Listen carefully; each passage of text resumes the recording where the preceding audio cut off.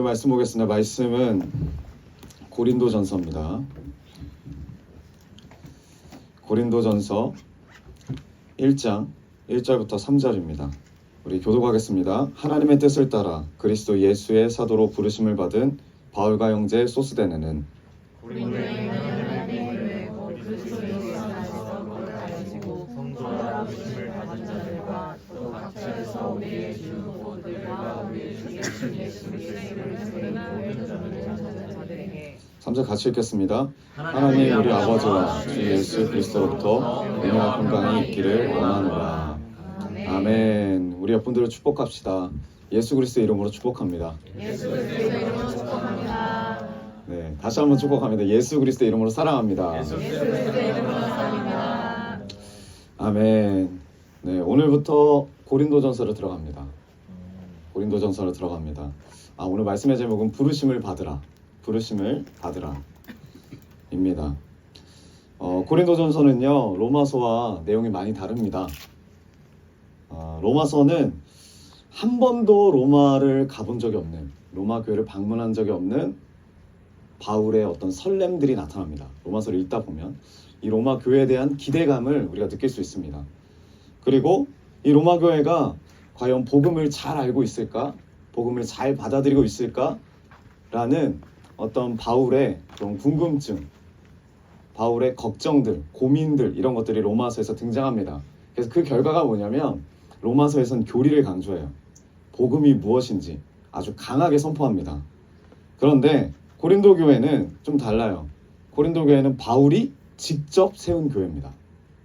바울이 직접 세운 교회예요. 고린도에서 이제 바울이 사역을 할 당시에 브리스길라와 아굴라와 함께 세운 교회가 바로 이 고린도 교회입니다. 그런데 바울이 직접 세웠기 때문에, 직접 복음을 전했고 직접 교리를 가르쳤기 때문에 아주 탄탄한 교회였을 거예요. 근데 우리의 예상과 다르게 복음과 교리를 잘 알면서 이 고린도 교회에는 문제가 많았습니다. 실제적인 어려움이 너무나 많았다는 거예요. 당 짓는 문제, 파벌 문제죠. 그리고 무질서의 문제, 사역자고 뭐고는 상관없어요. 그리고 은사의 문제, 음행의 문제, 우상숭배의 문제, 뭐 결혼의 문제, 문제가 얼마나 많은 교회였는지 모릅니다.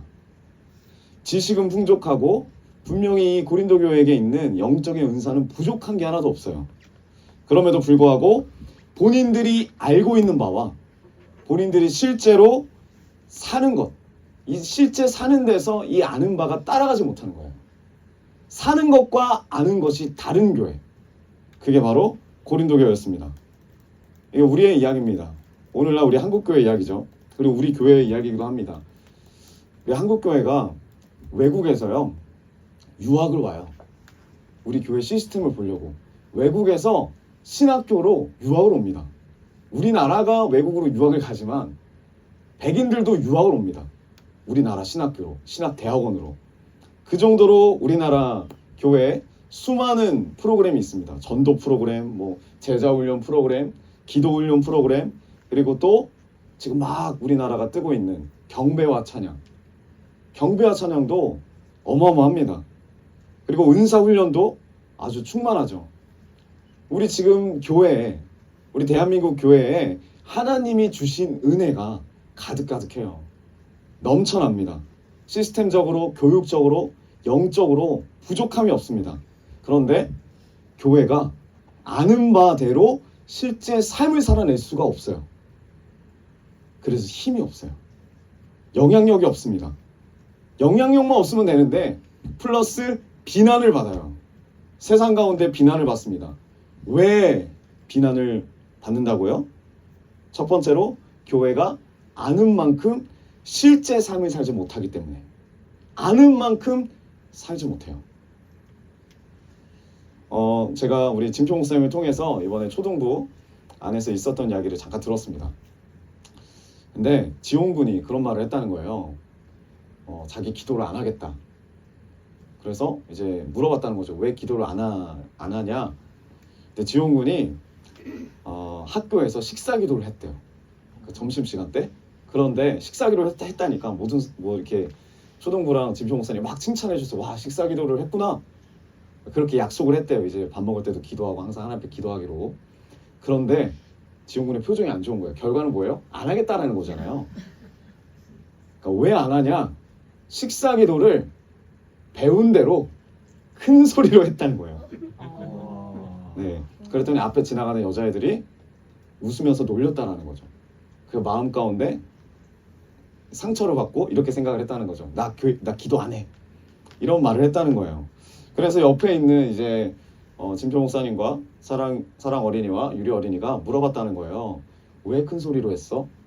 오빠 왜 큰 소리로 기도했어? 그때 지용군이 엄청 인상을 쓰면서 이런 말을 했습니다. 이런 상황에서 아무도 작게 기도하라고 알려주지 않았어. 그래서 자기는 배운 대로 기도했다는 거예요. 근데 그 결과가 놀림이고 결과가 무시다. 여러분 우리가 봤을 때 얼마나 대견스럽습니까? 그쵸? 얼마나 대견해요. 그런데 아는 대로 사는 게 쉽지 않아요. 우리가 배운 대로 사는 게 쉽지 않아요. 그거를 어린 친구들부터 느낀다는 거예요. 진표 목사님이 이야기를 하는데 한편으론 너무 마음이 좀 그런데 한편으로는 너무 좀 미안하지만 네, 웃음이 나오더라고요. 그 이유는 뭐냐면 내가 그 나이 땐 그러지 못했으니까. 배운 대로 살지 못했으니까. 왜 또 교회가 힘이 없나요? 실제 삶을 나누지 못해요. 그러니까 말씀대로 내가 결단해서 살겠다 하지만 그렇게 교회에 와서 말씀을 듣고 셀 그룹에서 그렇게 이야기를 하지만 그건 결단이죠. 일주일 동안 살았잖아요. 그럼 그 산 거를 정말 솔직하게 내가 어떻게 살았는지 됐는지 안 됐는지 안 되는 것도 솔직하게 나누는 장이 없다 이거죠. 교회 안에서. 그러니까 되든 안 되든 이 말씀 가운데 살았다면 그 삶을 나누고 또 위로를 얻고 사랑을 얻고 다시 하나님께 나아가야 되는데 완벽한 신앙인, 완벽한 신앙생활에 내가 취하면 왜 결단할 때는 우리가 얼마나 멋있습니까? 다 박수 쳐주고 그래 열심히 사세요. 나도 열심히 살게. 근데 왔는데 실패했단 말이에요.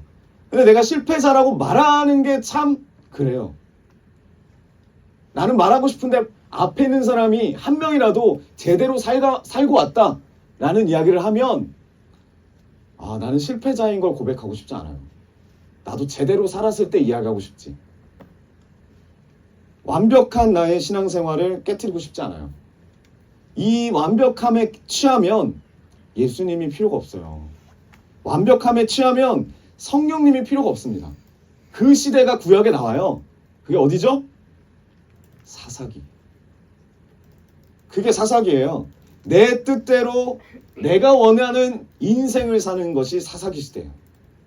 예수님 필요 없고 하나님 필요 없고 왕도 필요 없어요. 자기가 그렇게 삶을 사니까. 아까 우리 승현자매님이 앞에서 이제 예배 인도하면서 삶을 나눴습니다. 에베소서 5장 8절 너희가 전에 어둠이더니 이제는 주 안에서 빛이라 빛의 자녀들처럼 행하라. 이런 그 어린이집에서 문제가 있어서 어린이집 문제가 있는 가운데 하나님께 기도를 했더니 이 말씀을 주셨다는 거예요. 근데 이 말씀은 도대체 알아들을 수가 없고 좀 알아듣겠다 싶은 거는 딱 맨 마지막이라는 거죠. 행하라. 그러면 내가 이걸 참고 행해야 되겠구나. 참고 더 완벽한 선생님 모습으로 나가야 되겠구나. 여기에 집중하면 집중할수록 더 무너진다는 거예요. 마음이. 해결은 안 되는데 마음 가운데. 내가 왜 그런지도 모르겠는데 힘든 거예요. 왜 힘들죠? 완벽한 선생님의 모습을 보여야 되는데 흠집이 생긴 거예요. 그리고 누군가에게 피해를 줬다. 정말 그 피해를 준 사람한테 미안하다라는, 미안하겠죠. 우리 다 그러니까. 근데 그거보다 더 큰 게 뭐냐면 솔직하게 말하면 그거예요. 내가 그렇게 보이는 게 싫어요. 완벽한 나의 이 스토리에, 나의 이 경력에 흠집이 생기는 게 싫어요. 남들이 날 그렇게 바라보는 게 싫어요. 못 견뎌요. 그럼 우리가 가장 많이 하는 생각이 뭘까요? 도망가고 싶다. 피하고 싶다. 그만두겠다. 승현자매가 딱 그 기로에 딱 섰을 때 하나님께 기도를 하더라고요. 도망가고 싶어요. 그만두고 싶어요. 근데 하나님 원정 선생님 통해서 잡았다는 거죠. 붙잡았다는 거죠. 그러니까 우리가 행하라에 집중할 게 아니라 그 앞에 어떤 거에 집중해야 됩니까? 5장 8절을 보면 주 안에서, 주 안에 있어야 돼요. 주님 안에 있어야 됩니다. 이따도 나누겠지만 여러분, 이 고린도 교회 제가 봤더니, 고린도 다시 강의하려고 봤더니 제가 8개월 전에 고린도 1장을 했더라고요. 기억나십니까? 고린도가 어떤 지역인지 기억이 안 나는 건 문제가 있습니다. 음란한 곳. 네, 맞아요. 음란한 거. 그러면서 그때는 소스데네에 집중해서 설교를 했었습니다. 그래서 소스데네처럼 우리 모두가 다 예수 그리스도의 뭐다? 교회다. 네, 나중에 찾아보십시오. 네, 찾아보십시오. 그러니까 주 안에서 행하라. 이건 뭐냐면 주님 안에 있으려면 내가 연약함을 인정해야 돼요. 주님 안에 있으면 주님 필요하잖아요. 나 완벽한 나는 주님 필요 없어요. 주님 안에 있으려면 내가 부족함을 인정해야 돼요. 성령님 필요합니다. 성령님 나와 함께하여 주십시오. 예수님 필요합니다. 예수님 나와 함께하여 주십시오. 이러한 삶을 사는 사람이 증인이에요. 이러한 삶을 사는 사람이 제자예요. 그리고 이러한 삶을 사는 게 저는 진짜 선생님이라고 생각합니다. 그래서 승현자매한테 말했어요. 하나님이 정말 승현자매를 진짜 선생님으로 빚어가신다. 진짜 원하는, 하나님 원하는 선생님, 다음 세대가 원하는 선생님은 완벽한 선생님이 아니에요. 자기가 연약함을 인정하고 어떻게 하나님을 붙잡는지를 삶으로 보여주고 가르치는 게 진짜 선생님이에요. 저는 저의 위에 세대분들에게 그러한 유산을 받았습니다. 우리 장녀분들을 통해서. 그리고 우리 청년부분들도 진표 목사님과 저를 통해서 그거를 또 받았다고 생각해요. 그럼 여러분들도 그 다음 세대에 그걸 흘려보내야 돼요. 왜? 우리는 다음 세대를, 예수 그리스도의 제자를 세워야 되는 사명을 가진 자들이니까. 제자는 완벽한 자들이 아닙니다. 제자는 예수님이 필요한 자들이지. 그래서요, 이 고린도전서는 젊은이들에게, 그리고 이 시대를 살아가는 누군가에게 다 필요한 서신서입니다. 왜냐면 우리는 실제로 삶을 살 때 문제 제기를 잘 말 안 해요. 교회 안에서도. 내가 이런 신앙생활을 할 때 이런 부분이 어렵다, 이런 얘기 잘 안 합니다. 좋은 것만 이야기하지.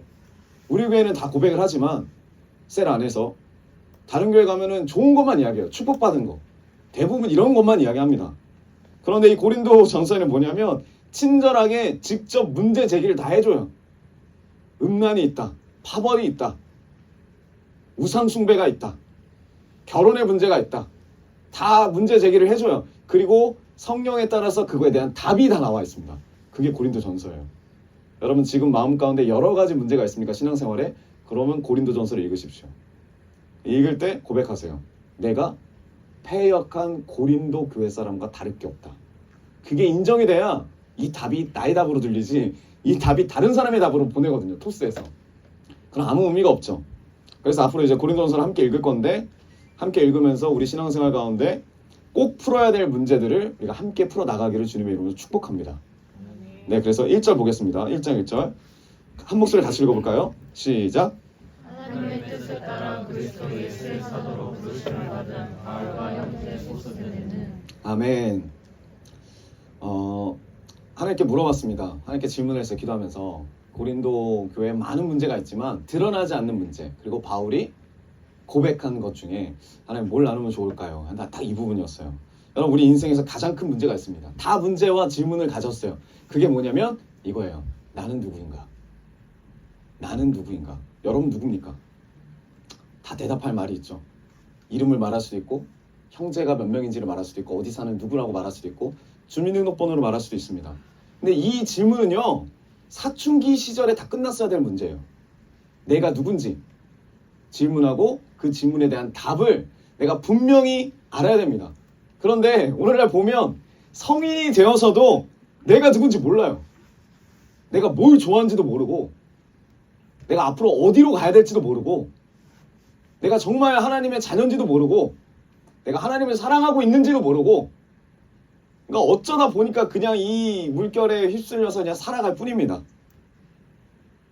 내가 무엇을 하기 위해서 존재했는지, 그리고 그것에 대한 분명한 질문과 답이 있어야 돼요. 있습니까? 여러분 있어야 돼요. 그리고 답이 있다면 여러분 잊으시면 안 돼요. 답이 있어야 돼. 답이. 여러분 우리 옆분들과 한번 질문해 봅시다. 무엇을 위해 존재합니까? 무엇을 위해 존재합니까? 그 답을 가지고 있습니까? 그 답을 가지고 있습니다. 네.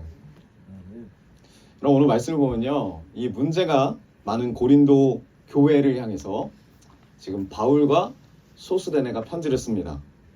그리고 이들은 자신이 누군지를 먼저 밝혀요. 내가 누군지, 내가 무엇을 하는 사람인지 먼저 당당하게 밝혀요. 뭐라 밝히냐면 그리스도 예수의 사도로 부르심을 받은 바울과 형제 소스데네. 쉽게 말하면 이거죠. 나는 부르심을 받은 사도야. 나는 부르심을 받은 형제야. 8개월 전에 제가 소스데네에서 이야기했습니다. 소스데네에 대해서. 이 고린도가 어느 나라의 수도인지 아십니까? 그리스? 맞아요. 우리가 생각할 때 아테네라고 생각해요. 그런데 로마가 통치하고 나서 이 고린도는 아테네를 뛰어넘어요. 어마어마하게 큽니다. 어느 정도로 크냐? 로마가 지배하던 그 제국이 엄청 컸잖아요. 거기서 4번째 안에 들어가는 도시였어요. 이 고린도가. 엄청 큰 도시죠.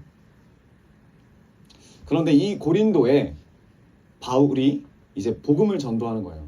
그러니까 이 바울이 못마땅했던 사람들이 그 이 큰 도시에 총독이 있었어요. 총독한테 바울을 고소한 거죠. 그래서 바울이 총독에 가서 이제 신문을 받는 과정 가운데 무죄로 풀려납니다. 이게 못마땅한 거예요. 이 고린도 사람들이. 그래서 어떻게 하냐면 무죄로 판결된 바울을 때리는 거는 황제의 명을 거역하는 거죠. 그러니까 바울을 때릴 수는 없어요. 그래서 바울 옆에 있는 사람을 때리기 시작합니다. 그게 소스데네예요. 고린도 전체 사람들이 이 소스데네를 죽일 듯이 때려요. 죽일 듯이 때려요. 여러분 그러니까 잘 따라다니시기 바랍니다. 네. 그럼에도 불구하고 그리고 이 바울과 소스데네가 함께 나중에 이 에베소에 와가지고 고린도를 향해서 쓰는 거예요. 편지를. 여러분 이 소스데네는 고린도에 대한 원망이 있어요. 고린도에 대한 불안이 있어요. 고린도에 대한 상처가 있습니다. 그럼에도 불구하고 원수 같은 고린도 교회를 향해서 고린도 교회의 문제를 가지고 성령의 지도를 받아서 바울과 함께 편지를 쓴다는 거예요. 그렇게 쓸 수 있습니까? 원수들한테? 트라우마로 엄청나게 남았겠죠. 그 수많은 군중들이 자기를 밟는데 돌을 던지고 나를 때린 사람들이 생각날 겁니다. 나에게 상처를 준 사람들이 생각날 겁니다. 나에게 괴로움을 준 사람들이 내 머릿속에서 지워지지가 않을 겁니다. 그럼에도 불구하고 복음을 전하겠다라고 결단하고 복음을 전할 수 있는 이유가 뭘까요? 우리가 이번에 주일날에 나눴죠. 그게 바로 성령의 도우심을 따라서 내가 할 수 없는 그 말을 성령님이 도와주시는 거예요. 바울에게도 이 소스덴에게도. 여러분 인생에는 2가지 길이 있어요. 2가지 길. 첫 번째는 뭐냐면 고르는 인생이 있습니다. 내가 고르는 거죠. 선택하는 거죠. 2번째는 뭐냐면 부르심을 받은 인생이 있어요. 여러분은 어떤 인생을 사십니까? 부르심을 받은 인생? 어떤 인생을 사십니까? 부르심을 받은 인생. 네. 고르는 인생은요 뭐냐면 내 중심으로 내 뜻대로 사는 것을 고르는 인생이라고 말합니다. 내 중심, 내 뜻대로. 그러니까 사사기와 같은 인생을 사는 거죠. 그리고 물론 이것은 매일 시행착오로 겪어요. 그리고 부르심을 받은 인생은 뭐냐면 하나님 중심으로 삽니다. 하나님 뜻을 더 중요하게 생각하고 그 뜻 안에서 내가 이해가 안 돼도 내 생각을 내려놔요. 내 이름을 내려놔요. 내 명예를 내려놔요. 그리고 하나님 뜻에 초점 맞춰서 가는 인생이 부르심을 받은 인생이에요. 하나님이 나를 부르신 뜻을 분명히 알기 때문에 내가 그 부르심이 뭔지를 말로 표현할 수 있어요. 할 수 있습니까, 여러분? 내가 뭐 때문에 이 자리에 부르심으로 받아서 앉아있는지, 내가 뭐 때문에 내 삶을 살아날 때, 직장에 살아날 때 그 자리에서 부르심 받은 자리라고 고백하고 그 자리에서 버티는지 말할 수 있습니까? 말할 수 있어야 되는 거예요. 왜? 내가 확실히 부르심 받았다라는 증거가 있다면, 약속이 있다면 말할 수 있어요. 말로만 끝나는 게 아니죠. 내가 지금 무엇을 해야 하는지, 하나님이 나에게 뭘 원하는지를 알아요. 알면 어떻게 합니까? 행동을 하게 돼요. 그래서 바울과 소스데네가 무엇을 전해야 하는지 부르심 받은 자로서 말을 하고 행동을 하는 거예요. 여러분들이 이 자리에, 그리고 이 시대 가운데 우리 글로벌 비전교회를 통해서 부르심을 받은 자들이라면, 하나님으로부터 찾음받고 하나님을 통하여 변화되고 하나님에게 소명을 받아서, 사명을 받아서 이 자리에 앉아있는 자들이라면 말할 수 있어야 돼요. 내가 왜 여기 앉아있는지, 내가 왜 또 다음날 회사 가서 일하는지, 학교 가서 일하는지, 나는 자식을 어떤 마음으로 키우고 있는지, 나는 어떤 부모가 되길 원하는지 말할 수 있어야 돼요. 이게 정체성이에요. 바울과 소스데네는요, 자신들이 무슨 부르심을 가지고 있는지 분명히 알아요. 분명히 압니다. 근데 내가 내 인생에 대한 이 하나님의 부르심을 모르면 타락해요. 누가 그렇게 타락했죠? 가룟 유다. 몰라요. 왜 불렀는지. 자기 생각이 더 중요한 거죠. 그리고 모르면 게을러져요. 우리 옆분 한번 바라볼까요? 부지런하십니까? 네, 집에 가면 더 알 수 있습니다. 이불이 개져 있는지. 참고로 저 이불 안 겠습니다. 네, 게을러져요. 게을러지면 여러분, 어른들이 우리 청년들 바라보면 좀 안타까운 마음들이 있어요. 우리 교회가 그렇다는 게 아니라 대부분의 어른들이 그렇게 생각을 합니다. 좀 더 열심히 하지, 좀 더 버티지, 좀 더 노력해보지, 이런 마음을 가지세요. 그리고 그 마음 한구석에는 왜 저 친구는 게으르지? 좀 더 부지런하면 안 될까? 부지런하면 좋겠는데, 이런 마음을 가지고 있는데, 저도 그런 마음이 있었거든요. 옛날에 그 청년들한테. 그래서 제가 곰곰이 하나님께 물어보니까 이거는 게을러서 문제가 아니라, 이게 무슨 문제냐면 정체성의 문제예요. 내가 지금 뭘 해야 되는지를 모르니까 게으른 거예요. 내가 지금 이 상황 가운데 무엇을 붙잡아야 되는지를 모르니까, 확실한 걸 모르니까 게으를 수밖에 없어요. 그래서 확실한 부름의 자리를 찾아가죠. 그게 어디죠? 술자리. 확실한 부름의 자리, 회식 자리.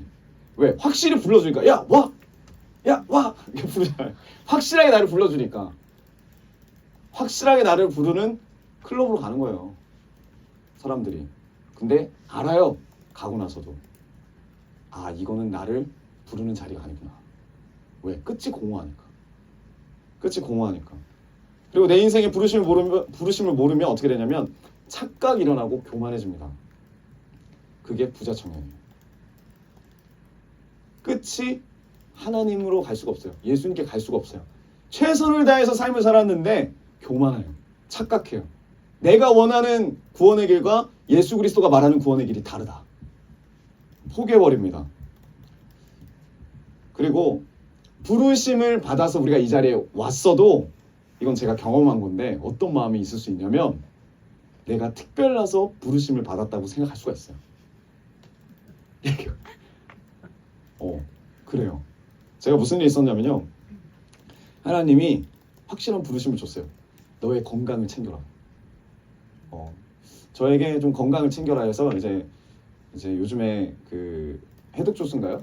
네, 그런 걸 먹고 있습니다. 그래서 스타필드에 가갖고 이제 사과를 좀 보려고, 사과가 요즘 많이 비싸서 시장도 비교해보고 스타필드 비교해보고 이렇게 하려고 스타필드를 갔었는데, 주차장이 딱 됐어요. 그때까지 이 부르심에, 거룩한 부르심 가지고 하나님의 이 몸된 교회를 내가 이 부르심을 가지고 좀 회복하기 원합니다. 그래서 갔어요. 자동문이 있었거든요. 이게 주차를 딱 하고. 근데 그 자동문이 엄청 커요. 여러분들도 기억날지 모르겠지만 거긴 다 커요. 자동문이 엄청 큰 거예요. 그래서 제가 아무렇지도 않게 은혜사모와 이렇게 가면서 자동문 앞에 딱 섰는데 문이 열려야 되잖아요. 문이 안 열려요. 그래서 어디까지 갔냐? 자동문 코 앞까지 갔어요. 문이 안 열려요. 그래서 인식을 못하는갑다. 그래갖고 뒤로 왔어요. 근데 문이 안 열려요. 그래서 제가 그 자리에서 어떻게 했냐면 점프를 뛰기 시작했습니다. 그리고 점프를 뛰어도 인식을 해야 되니까 점프를 뛰어도 안 열리길래 이제 막 손을 흔들었어요. 그러니까 거기서 우두망정을 다 떤 거죠. 문 열려라, 문 열려라. 그러니까 왜 안 열리지? 안 열리는데 뭐하러 문을 만들어 놓지? 그때부터 여러분 짜증이 밀려오기 시작하는데 어떤 짜증이냐면 이런 짜증이 밀려오기 시작하는 거예요. 아니 문을 만들어 놨으면 좀 열리게끔 만들어 놔야지. 아니면 키를 좀 맞춰서 만들어 놓든가. 작은 사람들은 들어가지 말라는 건가? 키 작은 사람은 들어가지 말라는 건가? 이런 마음이 올라오는 거예요. 그러면서 마음가짐 어떤 마음이 들어요? 뭐라고? 내가 키가 작다고? 거기서 한 번 더 상처를 딱 받고. 그러니까 아무도 나한테 키 작다 그 자리에서 말 안 해요. 근데 이런 상황 가운데 내가 그냥 오해하는 거예요. 나는 분명히 부르심을 받았거든요. 어떤 마음이냐면 하나님이 나를 지금 회복시켜주고 하나님이 나를 건강히 시켜주려고 그래. 하나님의 은혜로 내가 이 자리에 있는 거야. 말은 은혜지만 나에게 이게 어찌 보면은 하나님이 주시는 어떤 유익이죠. 이익이죠. 그 자리에서 열심히 막 점프를 하는 거예요. 근데 문이 안 열려요. 근데 그때부터 식은땀이 나기 시작하는데 왜냐? 저쪽에서 어떤 가족이 오기 시작합니다. 그 아빠가 키가 커요. 그 아빠가 왔는데 문이 열리면 저는 상상까지 하는 거예요. 그 아들이 아빠 왜 저 아저씨는 문이 안 열리는데 아빠는 문이 열려? 제 마음에 어떤 마음이 드냐면 문이 문제구만. 문이 문제구만. 문이 이렇게 크니까 키가 작은 사람이 못 들어가지. 일관된 생각을 하는 거예요. 오해하고 곱게 하는 거예요. 그런데 그러니까 나는 잘못이 없는 거죠. 부르심을 받았어도 문제가 있을 수 있어요. 문이 안 열릴 수 있어요. 그 상황에서 부르심을 받는 그 과정도 하나님 앞에 어떤 인정을 받았다고 은혜인데 내가 어떤 부분에 인정을 받았다고 해서 이 자리에 있다라고 생각을 하면 그 자리조차도 나는 잘못이 없다라고 고백을 한다. 무슨 말인지 아시죠? 내가 문제가 아닌 거예요. 내가 이렇게 희생하고 내가 이렇게 헌신하고 하나님이 이렇게 은혜를 줘서 내가 이 자리에 있는데 내가 또 뭘 바꾸라고 내가 또 뭐가 문제라고 내가 문제야? 이 문이 문제지. 이 문을 이따위로 만든 스타필드가 문제지. 이렇게 생각하고 있는데 이제 은혜 사모가 저를 치는 거예요. 그래서 왜요? 이렇게 말하니까 스위치가 옆에 있었어요. 자동문이 스위치를 눌러야 여는 문이더라고요. 그때 제가 너무 충격을 받았어요. 제가 거기서 뭐 하고 있었나? 근데 거기서 최선을 다해서 막 이거 하고 막 혼자서 짜증을 내고 하는 그 와중에 계속 드는 생각은 뭐냐면 나는 잘못이 없고 뭐가 잘못이다? 문이 잘못이다. 난 당당해요. 하나님이 나를 보내셨다. 하나님 나를 부르셨다. 나는 잘못이 없다는 거야. 부르심을 받았을지라도 내가 연약함을 놓쳐버릴 수가 있어요. 딱 그걸 경험하게 됐어요.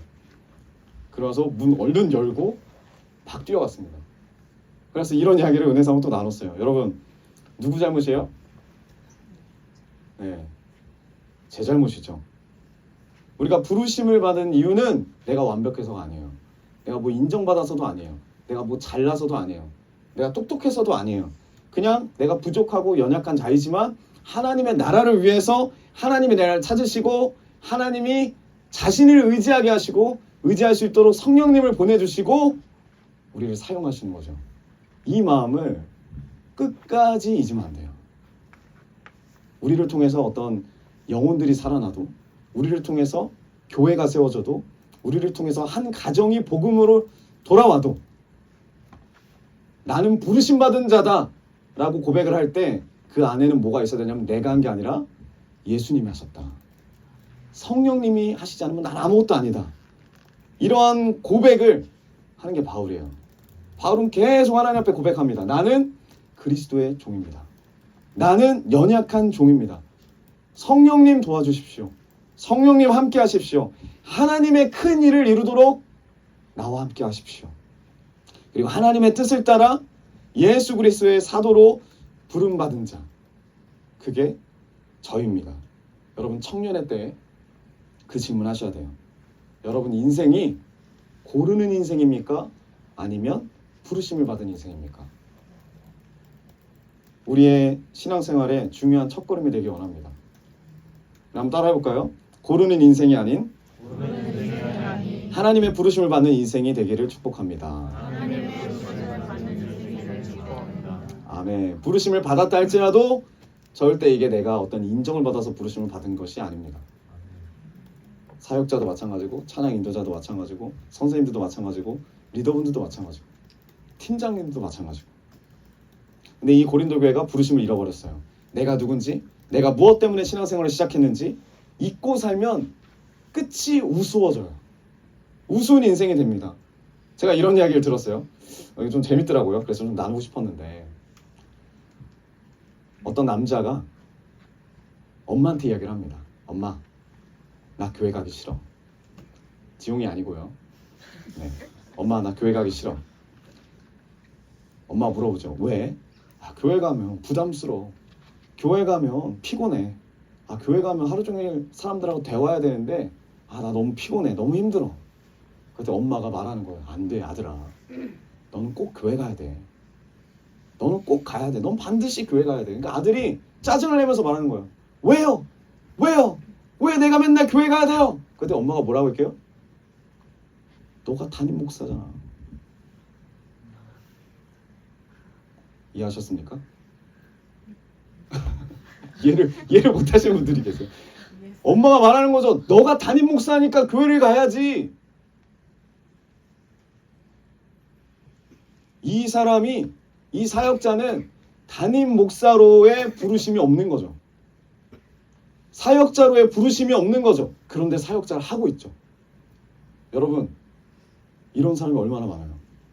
이게 사역자뿐이겠습니까?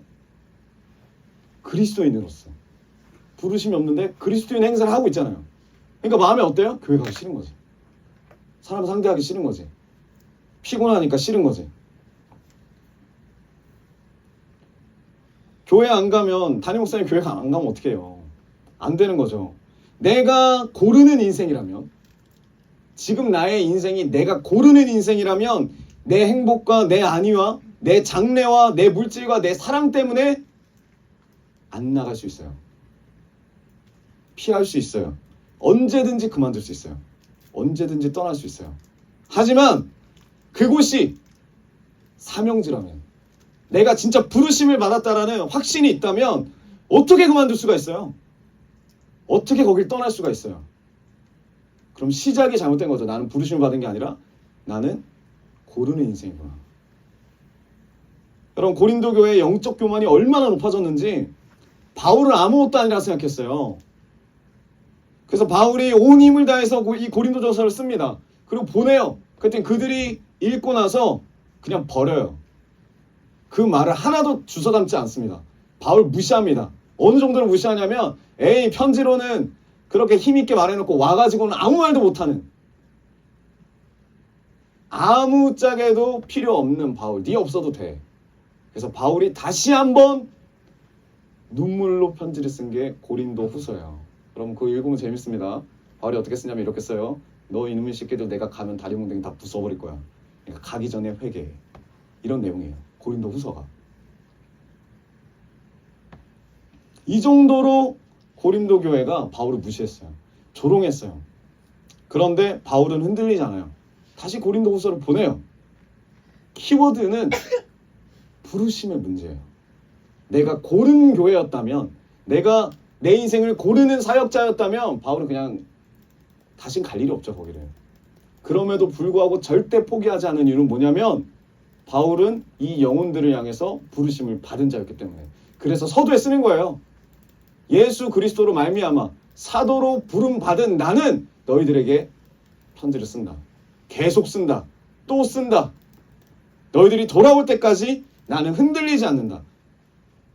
나는 누구인가? 글로벌 비전 교회로 부르신 하나님의 뜻이 뭘까? 여러분, 고르는 인생입니까? 부르심을 받은 인생입니까? 부르심을 분명히 한다면 고난은 와요. 근데 그 고난이 와도 피하지 않습니다. 그리고 큰 일을 전할 수 있어요. 하나님의 큰 일을 행할 수 있어요. 여러분, 부르심이 있습니까? 부르심이 있기를 주님으로 축복합니다. 그럼 말할 수 있어요. 행할 수 있어요. 그래서 제자의 삶을 살며 또 제자를 세우는 삶을 살기 위해서는 누굴 알아야 된다? 나를 알아야 된다. 나를 알아야 돼요. 하나님의 부르심에 응답해야 돼요. 그래서 이 고린도전서를 통해서 이제 앞으로 우리가 누군지를 더 우리가 직면하기 원해요. 이 고린도 교회가 나구나. 이 고린도 교회가 나구나. 이 문제 많은 나의 심령이 예수 그리스도의 교회가 되길 원합니다. 하나님의 큰 일을 증언하는 제자가 되길 원합니다. 이 부르심의 인생의 되기를 주님으로 축복합니다. 원래는 이 뒤에도 더 있었거든요. 그럼 이 부르심을 어떻게 받는지, 나를 어떻게 직면하는지 하나님이 여기까지 하라는 마음 주셨어요. 네, 그래서 여기까지 하겠습니다. 네, 그래서 그거를 또 나중에 찍어서 올리든지 다음 설교해서 하든지 그렇게 하겠지만 키워드는 오늘의 키워드는 부르심이다. 부르심이 있는가? 내가 고르는 인생인가? 부르심을 받은 인생인가? 묵상하시고 결단하시고 하나님 앞에 나아가는 우리 모두가 되길 원합니다. 우리 시간 주님 앞에 기도하면서 나아갑시다.